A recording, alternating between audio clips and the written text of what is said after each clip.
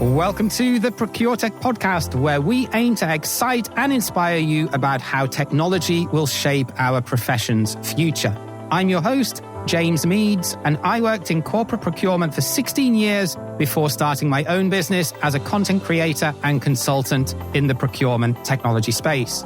I'm deeply convinced that procurement must become less technocratic and embrace the entrepreneurial spirit and creativity if we're ever going to shake off our image of being a process-obsessed, box-ticking function. You definitely won't find vanilla content on here, and we're not afraid to tackle some controversial topics and tell it like it really is. So if that's your thing, now let's jump right into this week's episode. Yes, welcome back to the ProcureTech podcast. And today I've got a little bit of a treat for you because I get to talk to LinkedIn royalty, Mr. Tom Mills. Tom's built a personal brand of over 30,000 followers on LinkedIn and has a subscription newsletter over on Substack with approaching 2,500 subscribers now. And Tom and I are going to have a talk about personal branding. And other than getting Tom's take on the digital procurement market, we're going to talk about how building your brand can really help you to own and shape your personal and career development, especially in the age where, big corporates are cutting back on training budgets and the opportunities to learn in a more formal manner. So before we dive into this, first of all, Tom, welcome. Hi, I'm really honoured to be part of the show, actually, and thanks for a really kind introduction. So, Tom, for anyone who maybe hasn't come across your LinkedIn content that's maybe not so active on the platform, just walk us through really, really briefly your career to date and some of the procurement roles you've done, just to really contextualise the conversation of where we're going to go from there. Yeah, sure. So I've had a unique blend, really, of direct and indirect buying in my career. So I started out 12 years actually at the co-op in kind of category buying, category management style roles, FMCG environment, dealing with some big suppliers like Coca-Cola, GlaxoSmithKline, but also delivering supplier relationships with local suppliers as well. I then went to work for the Hut Group, which is a multi-site online retailer, and I was head of purchasing, heading up a small team of direct buying there. And then my big move into a indirect procurement role was actually when I moved to Clarks. Everyone will know them as the shoe company that have nearly 200 years of history. But I led a transformational role in there in terms of introducing effectively a procurement function. And then I've taken that experience into my current role where I work in Bibby Financial Services, which is an invoice financing company. And I had to effectively set up a procurement environment from scratch. So just to round off in terms of how that links to my social media content, I think there's huge learnings that can be helpful to anyone that I look to put out there every day in terms of the setting up in a procurement environment. The other thing is, from my career, I've seen a lot of how procurement can be done badly. So I'm quite... I think we all have. Yes, exactly. So we've all got those stories. And I think the reason I've taken to social media, and particularly LinkedIn, is to talk about that is because I think that procurement can have a hugely valuable role in the future and is absolutely pivotal in organisations. We're seeing that. However, it is constrained and potentially held back by some really kind of archaic ways of working and some bad practices. So I'm keen to promote a much more forward-thinking, much more diverse, much more exciting environment for procurement, which will attract new talent, conversely impact businesses positively. And the only way you can really do that is to develop a network and to make sure you influence effectively. Fantastic. Thank you for that. So just a few years ago, most people would probably have had no clue what the term personal branding means. And nowadays, it's much more well understood as more and more people are becoming sort of independent freelancers and having to, develop their own persona online as a way to get clients. But, I hate jargon. I know you do too. We both speak about it on LinkedIn. So just give us a very brief explanation of what we're talking about specifically in the procurement term when you say building a personal brand? Because I think the reason why I'm asking you that is because if someone has a stable job and maybe thinks, well, I don't want to become an independent consultant or a public speaker or the thought leader, why do I need a personal brand? Oh, it's a fantastic question. I'm going to start with a very, very brief story. And it is when I joined Clark's, and one of my key assignments was to deliver procurement for the marketing or brand department, as it was called in Clark's. And I remember the director of marketing there, great guy called Rory Gardner, who said to me, what you need to do in this business, in this function, is develop a personal brand. And I remember thinking at the time, that's a bit weird. Like, what does it mean? It felt really marketing. Now that's obviously 10 years ago. But honestly, it stuck with me. So what he meant by that was, how do I make sure that I effectively engage with my audience with influence of the organization? It's by being known for something. So being known for what you believe in, and making sure that your personal brand is an effective one, which makes people want to work with you positively. So I see that as hugely relevant. It doesn't matter whether you're in consulting, whether you're looking for a job, whether you're going independent, whether you're working in a business. Procurement has to develop its brand within organizations, because you're only as good as the influence you have within an organization. So personal brand is, what do you want to be known for? What do you want people to remember you by? What's your legacy in an organization? And I think that's fundamentally important, because that's the only way to stand out and to deliver real impact and change. Yeah. Theoretical, but yeah. No, I think that's really, really helpful, because when people hear the word personal brand, they probably think, creating content on LinkedIn or on TikTok every day. But the way that you've described it, it's almost about building a personality and a reputation within your business as being, someone that's approachable and helpful and is able to conduct and communicate effectively, right? Which are skills that procurement are often not blessed with, surprisingly.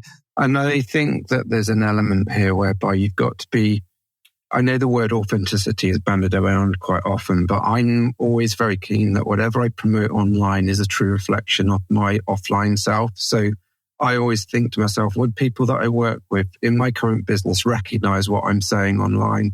And actually, a lot of the influence that I have for my LinkedIn content, or the inspiration, I should say, comes from a very real scenario that might have happened that day at work. Yeah. So lots of the time, my creativity comes from I saw how to solve that, and now I'm going to tell other people how to solve it. Or this happened and I don't think it was right. That's not what I stand for. Therefore, I'm going to talk about it. And so once you do that, I think where we've got to be careful with the words personal brand isn't fake. It's not something you make up. It's not something you can kind of act. A personal brand is you, but it's you shining. It's you coming to the fore, and it's you coming through in everything that you do. So you don't really develop a personal brand. You just are clear on what your brand is, and you are actively promoting it. Yeah, and that's important, because you can't really, well, people do try and do it, but usually fail. But you can't really be Janus faced with this, can you? You can't have one face online or in your external communication and then behave like a complete arse in business meetings or at conferences or whatever it might be. Exactly. And I'm not saying that I'll always get it right. And I mean, I think we've got to recognize that everyone has good days and bad days, and everyone makes mistakes. So it doesn't mean that you have to be squeaky clean. One of the other things that I'm really clear on in my content is I'm very open about mistakes I've made. So one of the articles I wrote quite early on was 5 big buying mistakes I made, because I think one of the things that people aren't very good at is being open in a way that helps other people to learn. And that's a great way to pass on experience and to help other people. So I think when we think about attracting new talent, I think back to my 20s, and I think at the time I was so arrogant and I thought I knew it all. But oh my goodness, I did so many things wrong, James. Made so many. But where were the mentors? Where were the leaders? Where were the influencers then in the procurement space in the early 2000s? There wasn't the same access that there is now. So one of the things I think is really important is to use social media, things like LinkedIn, use my email Substack to help others learn, and hopefully help them not make the same mistakes as I did, or if they do make the same mistakes, feel okay about it. So I think that's an important. Yeah, and I've certainly noticed that the trend certainly over the past 2 or 3 years is that, well, procurement professionals have been a lot more open in terms of connecting and sharing experiences with one another on platforms like LinkedIn, but also, at conferences, maybe being a bit more open and a bit more vulnerable. But secondly, to, admitting where they have screwed up and some of the life lessons that they've learned. I've noticed that too. Yeah. And you hit on a really good point in your previous answer that I'd like to just sort of just touch on a little bit more. And that is, you said in your 20s that it was really difficult to find good mentors within the procurement space. And I think, we're a similar age. And back then, formal learning and development was much more important because of that. Nowadays, your newsletter, this podcast, online courses, sort of things that Dr. Mudassir Ahmed is doing on SCM Dojo, some of the more charismatic conferences that have appeared now, like DPW from Matthias. There are so many more resources now that you can tap into, because formal learning and development within procurement, especially as budgets get tightened, is notoriously lacking. Yeah. I've certainly, apart from an annual negotiation refresher, I've not had much formal training within my profession. I'm pretty much self-taught, give or take the odd course here and there. How do you think these resources that are all out there now can help procurement professionals to grow and acquire new skills that their employers are not investing in? How would you navigate that landscape? Brilliant. Absolutely brilliant points. I just firstly want to say I subscribe to everything that you've just said. I think that we've got to get away from that kind of idea that all training, learning needs to be formal and through a simplistic or generalized kind of SIPS type route. I think there's a lot of great advancements in technology that's out there. I admire everything that you're doing with the kind of procurement software knowledge and how you're sharing that and using that. But I think what I've realized is, at a fundamental level, if you develop a network, if you go to those conferences, if you find those areas of those round tables or those discussions or those groups of people that have similar interests in you in terms of advancing procurement, then there's no question that you can't answer through access through a second or third person that you speak to. So I think one of the things that is really important, and I always look for when I'm recruiting in a team, is how do people externally network? So how do people make sure that they're always thinking outside of their organization? Even when I'm looking at something like a procurement analyst role, I'm thinking, right, yes, you're doing a great job in the analytics you're providing for us now. I want you to find other procurement analysts and see what they're doing and start sharing knowledge. So I'm not sure if that's directly answered the question, James, but what I would say is it does take being proactive, not relying on your business to provide that formal training or not going through some kind of, there's not a set route. You have to be out there. And I guess there's an element of a lot of the effective procurement people that I've worked with are quite extroverted in that way. And I think that that's really important. And that's why I warm to people like yourself and what you do, because I see that you're out there, you're learning from other people, you're getting out there to all the conferences, you're meeting people. And so much of procurement is about networking and the power of connection.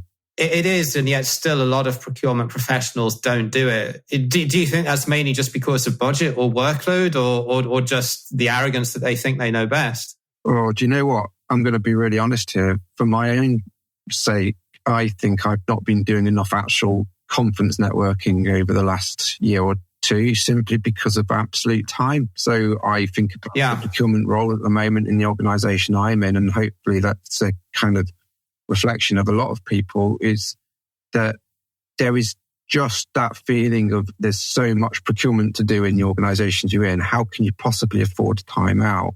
Yeah. The problem is it becomes one of those kind of double-edged swords where you stop learning, you stop growing, and you stop being as effective. So I think it's one of those things you've almost got to learn to prioritise it and make sure that you do it.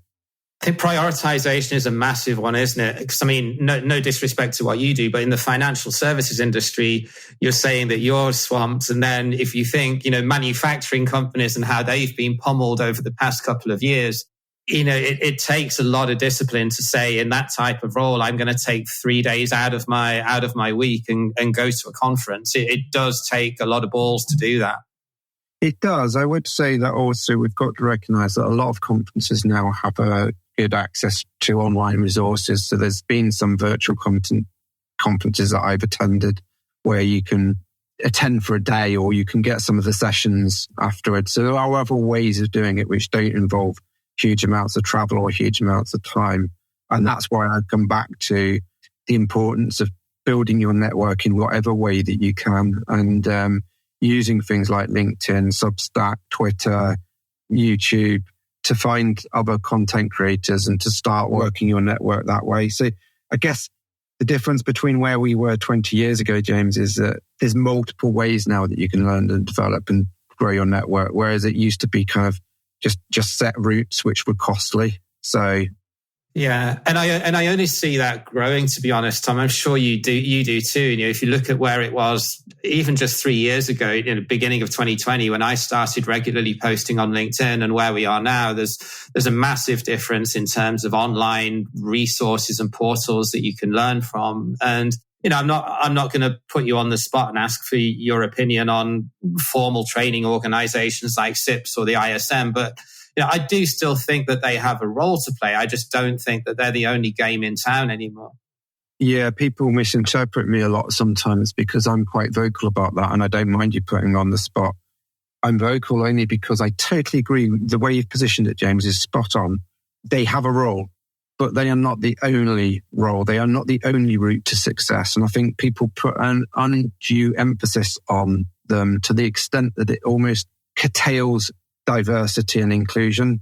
Because let's face it, not everyone starts off their procurement career working in an organisation that can afford tens of thousands of pounds on a SIPS training. Not every procurement individual has the time to be able to do that. If you think about, for example, single parents or people who are really struggling with workload.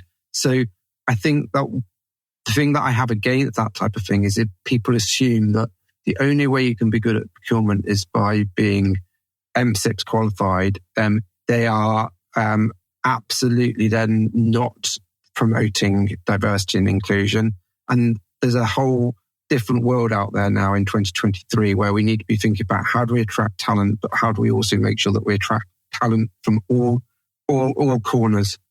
Yeah, and I would completely agree with that. And it's interesting to see that organizations like SIPS actually are probably growing fastest in places like the Middle East and Africa, where you would think that financing those types of accreditations is going to be even more of a challenge. But perhaps employers are willing to pay for it in that sense. I don't know. It'd be interesting to maybe get SIPS on and have a chat to them actually, because that is where I see the growth. They've also been quite slow in terms of the take up on digital skills as well, haven't they? They've always been very relevant, especially in things like public sector where it's very regulated and there's a lot of formal process, but they've been very, very slow on the uptake on digital skills. Oh, 100%. And I think if you look at some of the other conferences out there, they're obviously finding a niche now that hasn't been filled. So yeah, I think I don't want to be dismissive of those types of organizations or those types of routes to professional qualifications. I think they're hugely valuable, and I've actually supported it recently with one of my team members. So I'm not anti it. I'm anti it being the only route to success, if that makes sense. Yeah, no, completely agree. And in some industries, it's deemed as being more important than others. And if I was in a procurement leadership role and someone came to me and said, I want to do SIPS, I would support it as long as I thought that they'd thought it through and looked at other options, whether it's doing a master's in supply chain management or doing a more unconventional route. I think it really depends, what's your end game? Are you just doing it because all of your peers are doing it, or are you doing it because you see a means to an end of doing it? I completely agree with you there. Yeah. Exactly. You did a few articles a while back on the procurement dinosaur, and you got a little bit of stick for doing that. And personally, followers actually, James. Yeah, as we all do from time to time. But I agree with the general concepts of what you were trying to say, but at the same time, I can understand why some people maybe took umbrage at it, and I do think that some procurement professionals are very curtailed in what they can do, just in terms of the maturity and the stature of procurement within their organisation. So I do have some empathy for some of our compatriots that are maybe a little bit that are maybe a little bit boxed in. But what would be your definition of this species? Yeah, well, it's a species that is extinct for a start. So I think where it may have caused some bother is that there is a misplaced interpretation that the metaphor meant that it's about people who are older, longer in the tooth, old age. Dinosaurs didn't go extinct because of old age. They went extinct because they were unable to adapt to a suddenly changed environment. So the reason that's relevant today is because the world that we live in today, with all of the inflationary pressures, with all of the supply chain pressures, with all the digitization and digitalization that's available to us, is hugely different to where it was 5 years ago.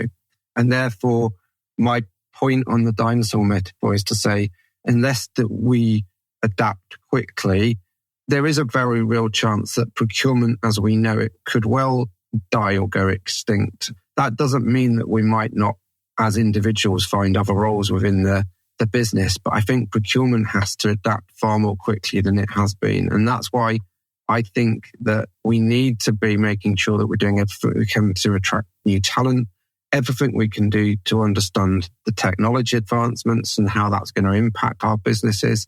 And then we need to be having a change mindset. It's about a mindset to be able to adapt and move on from old ways of working.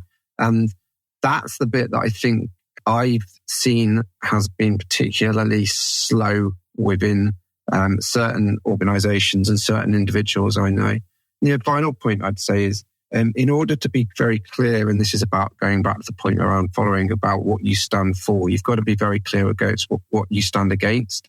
And I think it was Justin Welsh who said that, but I'm going to take it as mine for this podcast. I feel like I'm very clear. I remember walking in, and I'm not going to specifically talk about the business, but I remember walking into procurement team several years ago, which was entirely male. It had people with SIP certificates in frames above their desks. It was people who were literally sat at their desks all day, taking phone calls and doing that. And oh my goodness, their actual influence with the organization was minimal, to the extent that you could almost argue, I don't know what they were doing. It was like unbelievably old school. That's who I stand against. I stand against those people. I stand with the people who sit there within their functions and work with the marketeers, work with the creative agencies, build relationships with suppliers, go to conferences, influence at all levels of the organization. I support the people that are attracting new talent and welcoming diversity and creating an environment that shows that. And that's what I stand for. So I'm very happy. I was relieved to lose a lot of followers during that point, because it made me very clear on, okay, these are the types of people that I want to work with. And I know some people took umbrage against it, but that's the point. Sometimes you've got to be clear on what you stand for. And I'm passionate about that. And I hope that's just come across in that little spiel I've just given you, James. Yeah, I definitely think it does. Yeah. So taking that on board then, which skills specifically do you think nowadays are the most lacking in procurement as a whole? Just looking at it very holistically. Lacking is a good one. Well, it's a good one. It's a difficult one, actually, because I think you touched on it earlier on, or it was before we actually started recording this pod, but there's an element of, I don't think there's people who are working on or self-aware enough about their soft skills, about their emotional intelligence. Now, it's quite difficult to learn emotional intelligence because so much of it is kind of part of who we are from how we've grown up. But I think it's that self-awareness piece, James, around how am I being perceived? What can I do better to engage with people to develop really effective business partnerships? And how do we make sure that procurement is a function that people are left with a good impression of? And I think that people in procurement, they're so fixated on the technical elements, this is what we need to do, these are the process steps. They're forgetting the fundamentals of, okay, I've just left an interaction with a stakeholder who didn't know procurement before. Are they going to want to come back to me in the future? Are they understanding what procurement is? Have I dropped all the jargon and all the technical speak so I make it relevant to them? And that's the bit that I think people could really do with honing in on and developing. And so short answer is emotional intelligence, the soft skills, the influencing, and just being decent human beings. Yeah, I completely agree with you. I do think some of it is also down to internal process as well, though, isn't it? Because if you're first, going back to what you just said, if a stakeholder's first experience with procurement is that it takes them 2 weeks to onboard a vendor, then they're probably not going to come back. But is that the procurement person's fault? It's not always, is it? But I do completely take on board what you say, but I also think that it's down to governance and process as well. And I think sometimes procurement is the tail that's been wagged by the dog of legal and internal audit sometimes. And I know in things like financial services, it's a very regulated industry, but I do think that we need to stand up to that a lot more. Oh, James, you're so right. And being very clear on what our roles and responsibilities are. Sometimes there's a real misinterpretation of procurement's role in terms of, do we look after all the elements of legal, modern slavery, data protection, info security. Those are all important compliance steps. And yes, we have a role to make sure that the processes are right, but ultimately that's not where we're delivering our value. So you're absolutely bang on.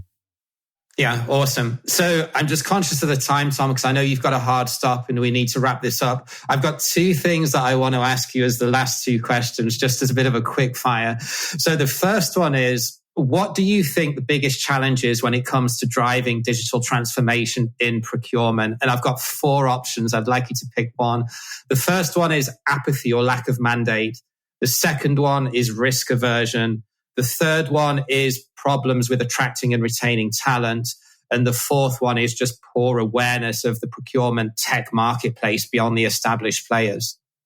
Do you know what? I'm going to go with number 1, apathy. I think the reason I say that, it was apathy and what, James? Can you remind me? And lack of mandate.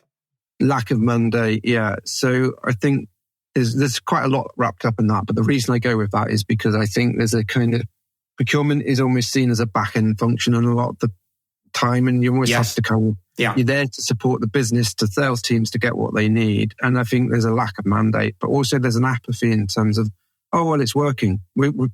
It's okay. We can just carry on as we are. If it ain't broke, don't fix it. Yeah. If it ain't broke, don't fix it. And then that comes back to my procurement dinosaur thinking around apathy can exist across all levels, but it can exist within procurement itself. You can kind of think, well, it seems to work. We've got our spreadsheet. We've got our Excel file of contracts. We know what we're doing. It's okay. Why do we need to fix it? But I think that's the biggest for me. Okay, and then final thing, if you had one wish to drive procurement kicking and screaming into the 21st century, what would it be? Wow, what a question. One wish. Do you know what? I want there to be far more access to events like DPW, that type of thing, whereby they are affordable for people to get to, far more networking events, far more real life opportunities for people to get together. And I know that some people are doing it and taking it on themselves, but I think procurement really needs to start upping their game in terms of delivering some really insightful events, conferences, getting together and doing a little bit more networking in person. That would be my big thing. That's an interesting one. I didn't expect you to say that, but I do agree with you, and that's an interesting one.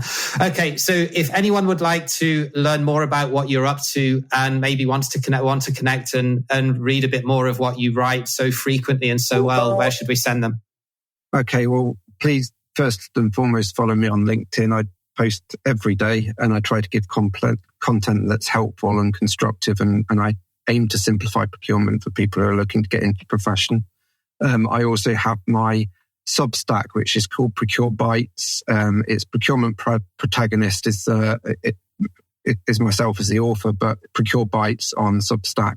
And I would recommend anyone to start looking at Substack more generally for some really good content out there, not just mine, if they're looking to get access to some really good information on procurement. We will link to all of that in the show notes. Tom, thank you very much. Appreciate your time. I know you're a busy guy holding down a full-time job and posting on LinkedIn every day. So I better let you go, but really appreciate you coming on the show. Thanks, James. It's been an absolute pleasure. So I hope Tom managed to give you a few tips there of how you can build your personal brand and also some of the changes that are going on in procurement and how to lead from the front in terms of being the change behind your organization. Thank you again for listening. Don't forget, if you like the show, please leave us a review on Apple Podcasts. We highly appreciate it. Until next week, take care wherever you are in the world, and bye for now.